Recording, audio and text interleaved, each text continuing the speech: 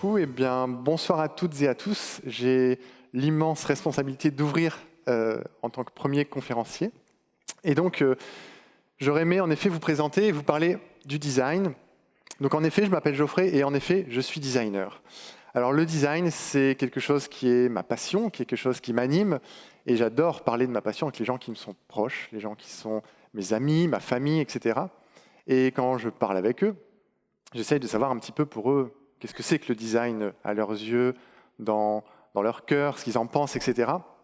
Et très souvent, on me parle de ça. On me parle d'objets, alors des objets élégants, des objets qui parfois valent cher, des objets esthétiques, des objets qui parfois ne sont pas très pratiques pour ceux qui ont déjà eu la chance d'utiliser ce presse-agrumes, car c'est un presse-agrumes. Parfois également, quand je parle avec d'autres sur l'action du design, on me parle de ça aussi, l'esthétique, la typographie, quand tout est bien aligné, quand c'est un peu vintage, etc. Moi j'aime bien, mais je me dis non, c'est pas que ça le design, ça me parle pas uniquement, juste ça suffit pas. Et puis aussi on parle de ça, en me disant voilà, un designer c'est ça.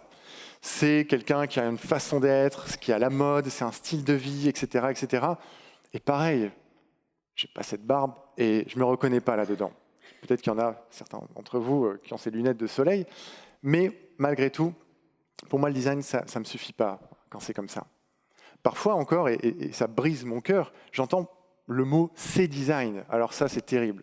Le nom, parce que le mot design c'est un nom, ça vient de disegno, de l'italien qui veut dire le dessin, le fait de dessiner, mais aussi le dessin, la volonté de faire quelque chose. C'est un très beau mot. Ça devient un adjectif qui veut dire ouais, c'est design, cette voiture, elle est design, ouais, ce presse-agrumes, il est design, etc. Ça devient un adjectif pour dire c'est joli, c'est bien fait, peut-être ça coûte cher, donc c'est design.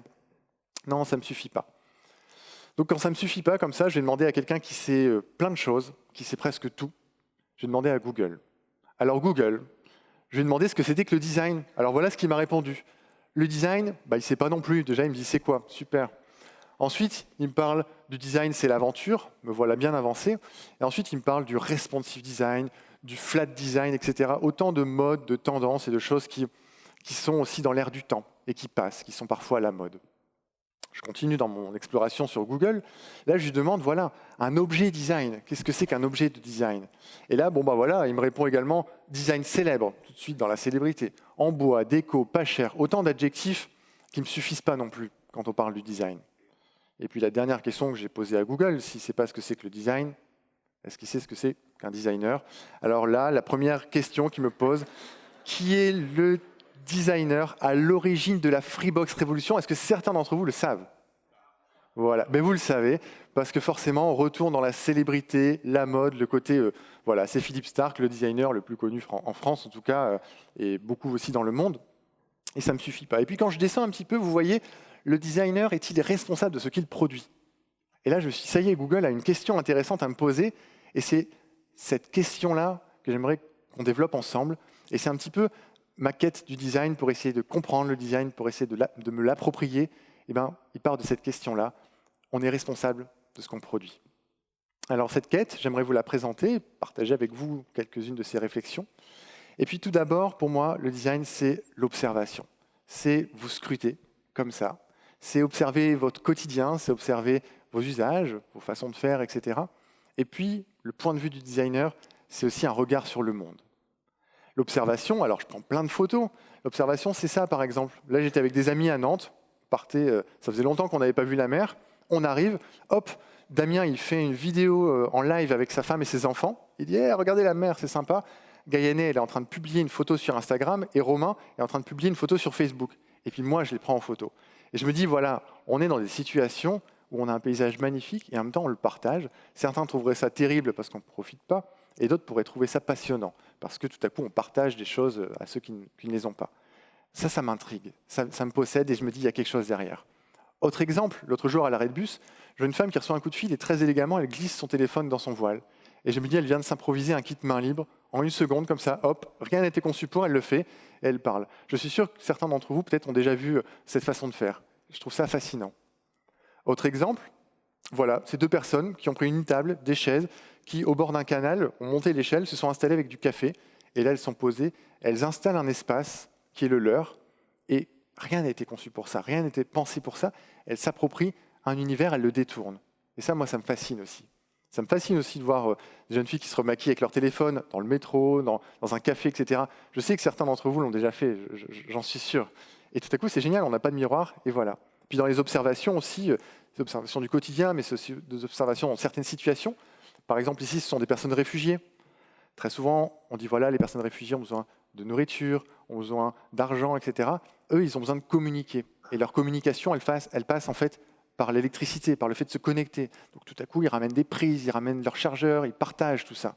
Et ça, je trouve ça beau, je trouve ça intéressant, et je me dis, il y a des choses à faire derrière ça. Et puis voilà, pour moi, le design aussi, c'est aussi aller observer des situations sociales de partage, des enfants qui vont expliquer à leurs grands-parents, et puis aussi de transmission du savoir aussi, dans les deux sens. Alors voilà, pour moi, faire du design, c'est d'abord penser aux autres. C'est penser à l'autre, c'est l'altérité, c'est l'empathie. L'empathie, c'est un mot très beau. Hein. L'empathie, il y a pathos dedans. Pathos, c'est la souffrance. Alors parfois, je parle avec mes étudiants, je leur dis « soyez empathiques, vous êtes designer, soyez empathiques ». Je leur dis « souffrez avec les personnes pour qui vous créez ». Alors ils me disent « non, on ne veut pas souffrir ». Bon, il n'y a pas que ça dans le pathos, il y a aussi le fait de se mettre à la place de l'autre. Et ça, c'est important. Et donc, pensez à l'autre. Et quand je vous dis penser à l'autre, en fait, c'est penser à vous. Pensez à vos usages. Pensez à votre façon d'interagir. Pensez à ce qui vous anime aussi. Allez observer qui les autres, qui ils sont réellement. Et puis les autres, on a des mots pour parler des autres. Alors parfois, dans des réunions, ça doit vous arriver, j'entends parler de consommateurs, de clients, d'usagers, de cibles. J'entends même parfois parler de target, comme si on était des cibles à abattre. C'est plutôt notre portefeuille qui semblerait à abattre, de bénéficiaires ou encore d'acheteurs. Bref, autant de mots qui définissent les gens pour qui on crée, pour qui on fait les choses, pour qui on passe énormément d'énergie. Et moi, ces mots-là, ils ne me conviennent pas. À ces mots-là, je préférerais des mots comme lecteur, utilisateur, citoyen, personne, acteur ou encore humain. Et pour moi, c'est ça qui est important, c'est un regard politique, c'est un regard engagé que le design doit avoir, c'est de dire, voilà, on va faire des choses pour les gens, et du moment où déjà on met des mots sur ces personnes-là, on a déjà une action, on a déjà un premier pas vers l'autre. Et une fois qu'on sait vers qui on veut aller, on a commencé à définir les mots, on a commencé à regarder les gens. Moi, c'est ça qui m'anime aussi, c'est que, en fait, ça vous est peut-être déjà arrivé, mais offrir un cadeau à quelqu'un pour Noël, à quelqu'un qui a déjà tout. Vous creusez la tête, vous ne trouvez pas d'idée, c'est compliqué, ouais mais il a ça, ouais mais il aime ça, mais il possède déjà tout, c'est terrible. Et j'ai pas envie de faire du design en fait pour les gens qui ont déjà tout. Et en parlant politique justement, quand on parle de gens qui ont déjà tout, aujourd'hui on a 62 personnes, c'est un rapport de l'Oxfam, hein, qui détiennent autant que la moitié de la population mondiale. Et je n'ai absolument pas envie de me lever le matin, de consacrer du temps, de l'énergie pour ces 62 personnes, sachant qu'il y en a 7 milliards et quelques qui attendent, qui ont besoin, qui n'expriment pas forcément ces besoins et pour qui on peut faire de belles choses. Et donc voilà, je voulais vous parler un petit peu de mes clients, pour reprendre ce mot que je décriais un petit peu tout à l'heure. Et en fait, moi, je travaille pour des clients qui sont à la mode. Alors ça, c'est vraiment chouette. Les clients à la mode, on entend beaucoup parler à la radio, à la télé, on en entend parler dans la presse, etc. Et je voulais vous les présenter parce que c'est des clients qui ont besoin du design, ces clients à la mode. Là, ce sont les personnes réfugiées. Eux ont besoin du design terriblement, énormément. Et on en entend beaucoup parler. Et hélas, c'est à la mode. On entend aussi beaucoup parler des personnes âgées, des personnes en situation de handicap. Eux ont besoin du design également. On entend aussi beaucoup parler des jeunes. Je travaille aussi avec le design pour les jeunes, qui ont besoin d'études, qui ont besoin d'apprendre, qui ont besoin de la transmission du savoir. Ou encore des gens qui ont besoin d'eau, apporter l'eau dans certains pays où c'est compliqué, c'est hyper important. Ou encore, ça peut être tout simplement des citoyens qui s'unissent dans des situations importantes, des situations de crise, des situations de mal-être, qui ont des besoins aussi qu'ils n'expriment pas forcément. Et toutes ces personnes, tous ces clients, pour les reprendre avec des guillemets, moi j'aime travailler pour elles, pour eux et pour elles. Et donc, pour vous illustrer maintenant, après vous avoir présenté un petit peu les différentes facettes, les différentes personnes pour qui le design se doit d'agir, je voulais vous présenter quelques petits projets que j'ai réalisés, des projets que j'estime être engagés pour les gens.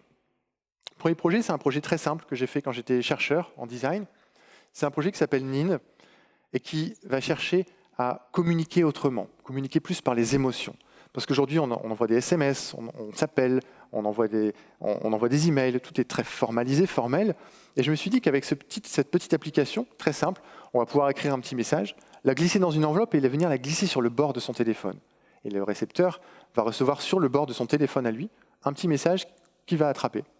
Donc c'est assez simple en fait, c'est une façon de s'amuser avec la conversation, s'amuser avec la discussion. Mais tout à coup, si dans mon petit message, j'écris par exemple « Je pense à toi », je le mets dans ma petite enveloppe, je le glisse.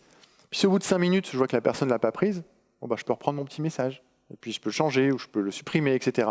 Tout à coup, on peut jouer avec cette temporalité, ce message et aussi un peu de la sincérité quand on exprime quelque chose. C'était un premier point de départ. Un deuxième point de départ ensuite pour les personnes âgées. Quand on a aujourd'hui des personnes âgées, c'est très difficile de leur demander raconte-nous comment c'était avant, raconte-nous ta vie. C'est compliqué. Alors ce qu'on a fait, c'est un projet qui s'appelle Ligne de mémoire. C'est très simple. C'est tout simplement une frise chronologique avec sur la droite un espace pour les personnes âgées. Elles peuvent manipuler avec leurs petits-enfants, leurs enfants, parfois quand ce sont des établissements pour les personnes âgées, ils peuvent travailler aussi ça avec les gens. Et puis dans cet espace, elles vont pouvoir enregistrer du son, taper un peu de texte, mettre une photo, etc. Et pour déclencher toutes ces mémoires, tous ces éléments de souvenirs, en face, il y a des archives de l'INA, il y a les archives de la presse, il y a les unes de journaux de l'époque, etc., etc. Autant d'éléments qui vont venir un petit peu nourrir les idées, nous rappeler des choses. Et ça a fonctionné parce que justement, il y avait cet élément de départ. Un autre exemple encore, je vous parlais de personnes réfugiées tout à l'heure.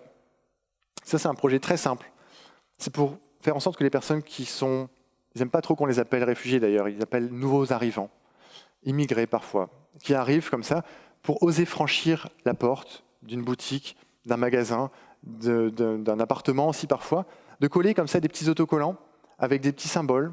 Vous voyez ici, bienvenue aux réfugiés. Et puis en dessous, on peut présenter qu'on peut offrir du Wi-Fi, vous pouvez offrir de la musique, vous pouvez offrir un café, vous pouvez offrir un coup de téléphone par exemple, etc. Donc il y a plein de petites choses qu'on peut faire et c'est un premier pas vers lesquels qu'on peut amorcer pour rencontrer les réfugiés. Et puis un autre projet à nouveau pour les réfugiés, c'est Refugii. C'est un projet que j'ai fait récemment. Là encore, c'est pour les personnes réfugiées parce que je suis parti du constat qu'il y avait beaucoup de difficultés dans la communication entre les réfugiés, les administrations et les citoyens, tout simplement. Et on ne parle pas forcément anglais, arabe, français. La communication est très difficile. Donc l'idée de cette application, c'est très simple. C'est d'avoir des pictogrammes que vous voyez ici. Et on va pouvoir les drag and dropper, les déplacer sur cet écran. Et ils vont s'agrandir, on va pouvoir les barrer, on va pouvoir entourer, on va pouvoir écrire par-dessus, pouvoir faire des flèches, etc., etc. Et l'idée, comme ça, c'est de pouvoir justement faciliter la communication. Ça ne remplace pas, bien évidemment, tout le langage, mais arriver à expliquer des situations qui sont parfois délicates, difficiles. Parler d'homosexualité, parler de maltraitance, parler aussi de besoin d'un passeport pour quelqu'un de sa famille qui est resté dans un pays, etc. C'est autant de situations qui sont difficiles et qui sont lourdes. Et avec ces éléments-là, ces pictogrammes, ces images, c'est parfois beaucoup plus simple. Là, je voulais vous montrer aussi un autre exemple. Enfin, un dernier projet, et c'est un des plus récents, c'est un projet qui s'appelle Hacker Citizen. Et c'est un projet très simple. Je me suis dit, je vais faire un livre pour les citoyens.